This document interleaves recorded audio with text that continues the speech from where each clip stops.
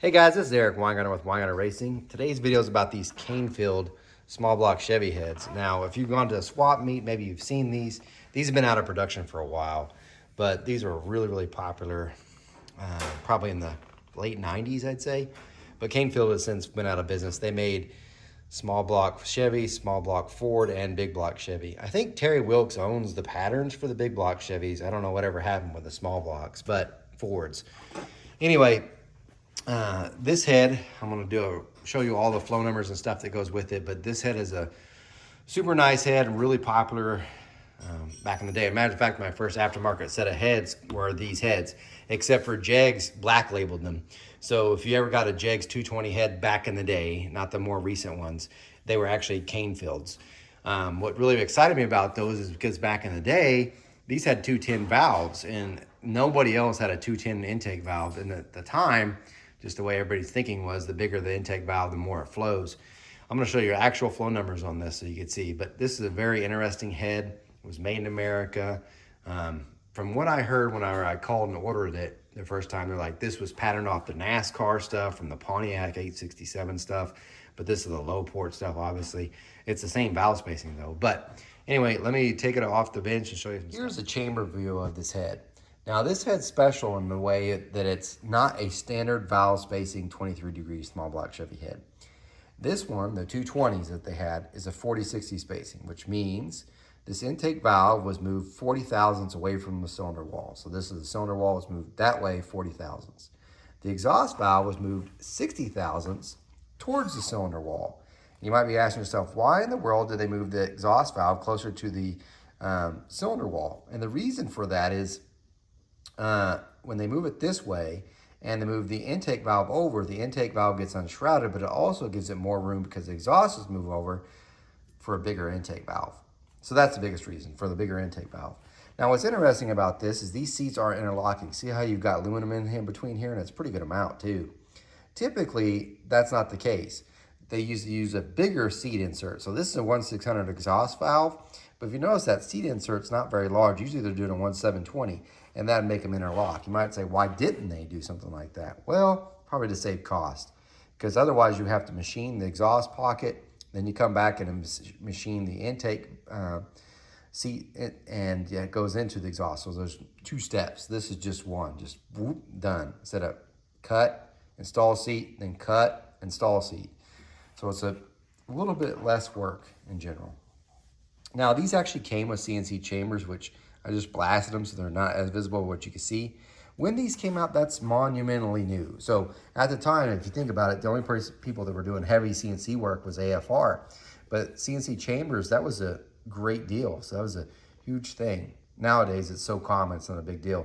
You can even tell the CNC chamber design, it's really rough. You could tell the machines aren't near as good as what they are now, just by the finish itself. So it's a different deal. There is no blending of the valve job that you can see.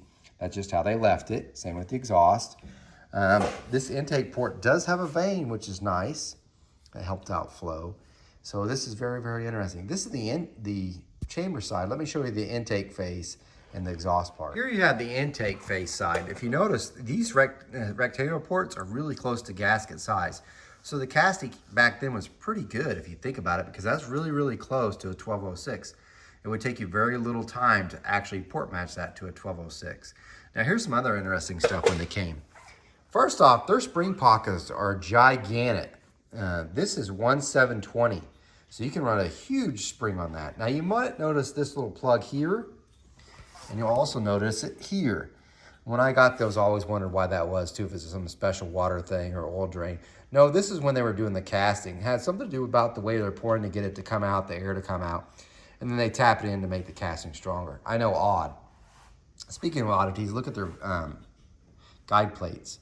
This is a special guide plate they had for this because of the 60-40 spacing. If you try to run a regular one, it wouldn't work because the valve, when you move the valve, you move the rocker with it so that it stays in line. These required, by the way, a 150 offset on the rocker. And Jegs at the time sold them, which Crane was probably the one making them for them, and they had a 150 offset, and that's what you had to run on these.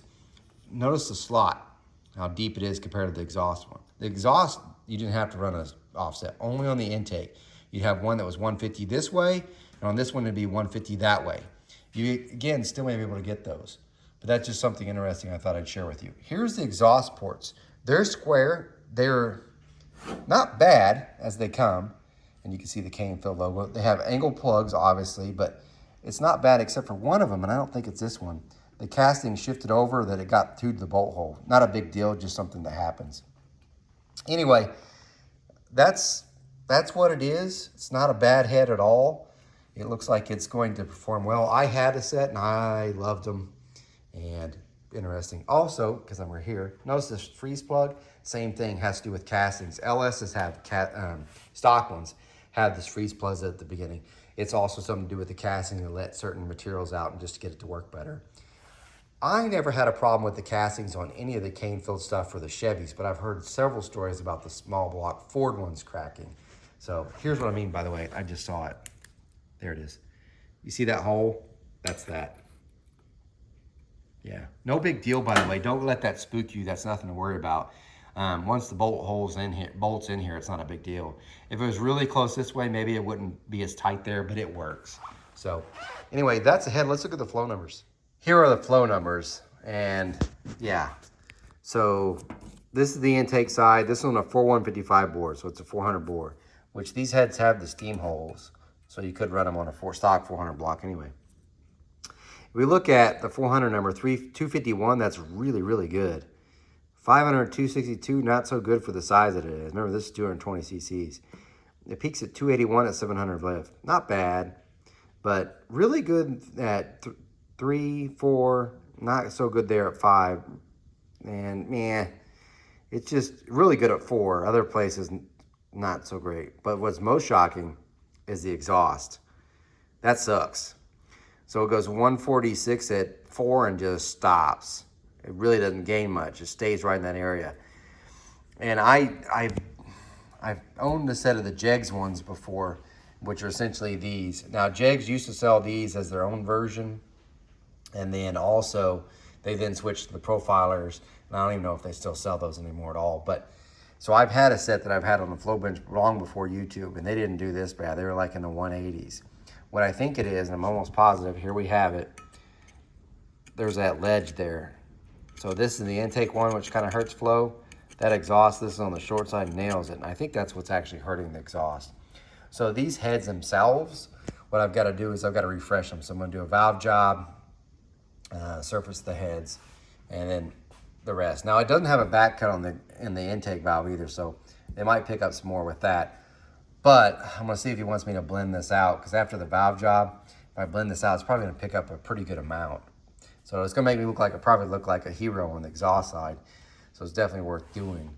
But we'll see that in later videos. But there's your Canfield heads. Now you're familiar with them. So if you ever see them at a swap meet or something, that's what it is. You guys take care. Oh, I don't pour cast iron heads. I'm no Superman. I did race Superboy.